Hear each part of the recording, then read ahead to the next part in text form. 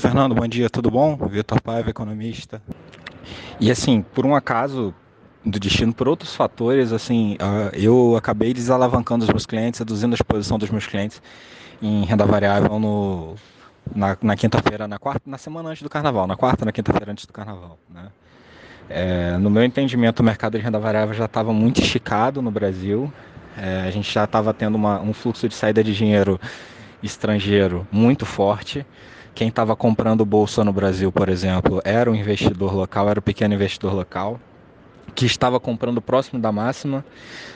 No meu entender, o investidor local, ele entrou no mercado, descobriu renda variável nos últimos 2 anos, então ele não conhece, nunca tinha experimentado o que a gente está passando hoje, né? Ele nunca tinha experimentado um mercado que não fosse um mercado de alta. E meu receio era justamente esse.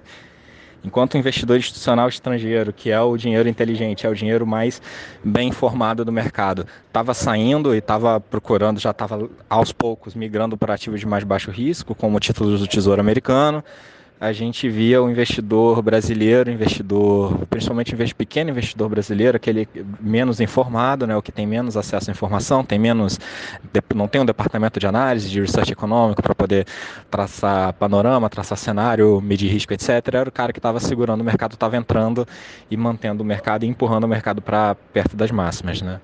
Esse movimento para mim era um movimento que não era sustentável e eu tinha um medo, inclusive postei um pouco sobre isso no Instagram, no Twitter, conversei com alguns gestores de fundos no Twitter sobre isso e que para mim era um indicativo de que eu deveria diminuir a exposição em bolsa. E assim a gente fez, assim, eu procedi a reduzir a exposição de bolsa dos clientes, né? Não antecipando um coronavírus, mas antecipando que uma notícia desfavorável de mercado, a meu ver, na época, poderia ser um balanço ruim de alguma grande empresa ou dificuldade de caixa em um banco no exterior, poderia assustar esse investidor e causar justamente uma derretida nos preços. Não podia imaginar que seria a pandemia, nem que a pandemia teria essas consequências que está tendo, né, para a nossa economia como um todo, né, para a economia global como um todo. E agora, assim, à luz do cenário, eu queria trazer algumas coisas que estão começando a entrar no radar dos outros investidores agora. Desde setembro, o mercado interbancário americano vem passando por dificuldade de liquidez. Desde setembro de 2019, o Federal Reserve, que é o Banco Central americano, vem injetando alguns trilhões de dólares nesse mercado para manter o mercado operando dentro de uma normalidade, né? O que isso significa? Isso significa que, na percepção das grandes empresas, dos grandes bancos, dos grandes agentes econômicos, o mercado como um todo estava alto. Assim. A aversão a risco começou no mercado internacional em setembro de 2019. Né? Agora, com o agravamento dessa questão do coronavírus, a gente consegue enxergar justamente que o Fed está tendo que injetar mais ou menos 1,5 trilhão de dólares por dia nesse mercado para ele não parar. Se o mercado monetário no americano parar, a gente vai ter um cenário que envolve grandes empresas, seguradoras, bancos, assets, não conseguindo financiar suas operações diárias, financiar seu caixa. E isso a gente já está enxergando, por exemplo, uma série de empresas já estão fazendo revisão dos seus programas de compra de ações, dos seus programas de pagamento de dividendos e dos seus programas de investimento para 2020. A Ford já suspendeu um programa de recompra de ações e já suspendeu os dividendos. O banco Barclays, que é um banco inglês, já anunciou que ele não vai entregar guidance de resultado esse ano e que deve também suspender o pagamento dos bônus dos funcionários para 2020. Eu estou vendo algumas empresas nos Estados Unidos, principalmente empresas large caps, as empresas com uma capitalização de mercado acima de 100 bilhões de dólares, elas estão tomando as suas linhas de crédito de curto prazo para reforçar a caixa. Então, as empresas estão pegando dinheiro emprestado não para poder investir, não para poder usar, mas simplesmente para compor caixa porque há esse sentimento de que a qualquer momento a gente vai ter uma crise de liquidez no mercado, dinheiro vai ficar escasso, né? A força de venda que a gente está enxergando na renda variável é uma força de venda para a geração de caixa, tanto por parte de fundos quanto por parte de instituições, fundos de pensão, endowments e investidores mais sofisticados, né? E uma coisa que está chamando muito a minha atenção e está me preocupando muito, né? O investidor não informado, ele está indo na mão oposta. Ele está sendo o cara que está comprando, está fazendo preço médio, está tentando, está queimando o seu caixa, queimando sua liquidez para tentar, abre aspas aqui, proteger, né, as suas posições. Esse é um movimento que eu não recomendo, tá? É um movimento que eu não vejo sentido. Eu acho que agora é uma hora de preferência por ativos de liquidez, mesmo que os ativos de liquidez não paguem uma remuneração muito grande. Em momento de crise, tem o ditado americano, cash is king, né? Tipo, dinheiro é rei, e dinheiro em caixa agora é fundamental, tanto para os negócios, tanto para as famílias, quanto para as grandes empresas, grandes instituições financeiras, né? Por exemplo, existe uma empresa de investimento japonesa chamada SoftBank, que está sofrendo um ataque especulativo justamente por causa de um programa de recompra de títulos que deve zerar o caixa da companhia. Então, minha recomendação hoje para um médio empresário, para pessoa de negócio, para um profissional autônomo preserve teu caixa, preserve a sua liquidez. Né? A gente não sabe, por exemplo, se realmente a gente vai ter um squeeze de liquidez no mercado.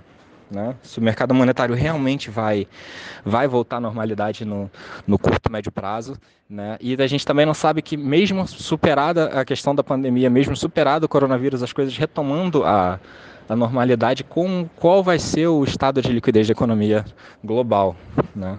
E isso é uma coisa que não está muito no radar, né? O noticiário padrão está muito orientado na questão da epidemia, da taxa de contágio, do número de mortes, do número de casos, da progressão, das medidas de quarentena e isolamento, e a liquidez, que é uma coisa que é o drive, inclusive, por trás dos fundamentos econômicos, ela não está sendo muito mencionada, né? Mesmo na mídia especializada. Se eu for acompanhar a Bloomberg, se for acompanhar a Reuters, você vai encontrar uma outra observação sobre isso, mas não é o headline, né? Não é ainda o ponto focal. A gente vai ter... Qual vai ser o impacto econômico do Covid e dessa epidemia toda nas empresas e no ciclo de negócios? A gente só vai saber disso na divulgação dos balanços do segundo trimestre, que será a partir de agosto, né? A temporada de balanço do segundo trimestre é agosto e setembro, né? Antes disso, a gente não tem muita perspectiva, muita expectativa de qual é o impacto real disso, né? Não tem número, a gente tem palpite, a gente consegue fazer estimativa, modelar econometricamente, mas métrica contábil auditada de qual foi o impacto disso no ciclo de negócio das empresas, por exemplo, na formação de preços, na questão, no impacto inflacionário desse tipo de medida, na dificuldade de abastecimento de certos itens ao redor do mundo. A gente só vai saber disso a partir da publicação do número do segundo trimestre. Então, eu gostaria além da precaução que as pessoas estão tendo, né, consigo próprias, e com se preservar de ir à rua, de botar se expor e expor outras pessoas, expor os grupos de risco, expor suas famílias, né? Além de ficar em casa, seguir a quarentena e se precaver e se proteger, eu acho que é um momento muito importante para que a gente consiga também, até porque a nossa rotina está um pouco suspensa, né? Muitas das nossas atividades elas estão paradas. É o momento da gente sentar e reavaliar a nossa vida financeira, fazer as nossas contas, colocar as nossas contas em dia, procurar aumentar a nossa liquidez, aumentar o nosso caixa, né? Fazer uma reserva de emergência,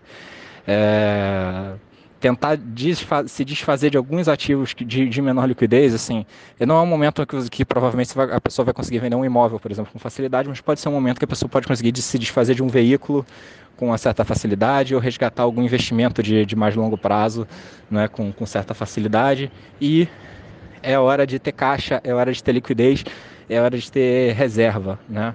Porque, por um lado, para se proteger de qualquer incidente, se proteger de uma conturbação dos mercados, e também quando a perspectiva for mais favorável, quando o cenário ele se acalmar, né, surgirão grandes oportunidades. Então a gente vai ter muitas oportunidades, tanto para novos negócios, quanto para aquisição de negócios, quanto para investimento em bolsa, quanto para investimento em imóveis, né? Então o momento é um momento de ir para liquidez, de ir para segurança e formar caixa e esperar o pior passar, tá bom? Queria compartilhar um pouco desse insight econômico com o senhor, né? E o senhor é muito ligado aí à área de negócios, então queria trazer um pouco desse insight no mercado financeiro e da galera que está monitorando os agregados econômicos. Muito bom dia e bons negócios.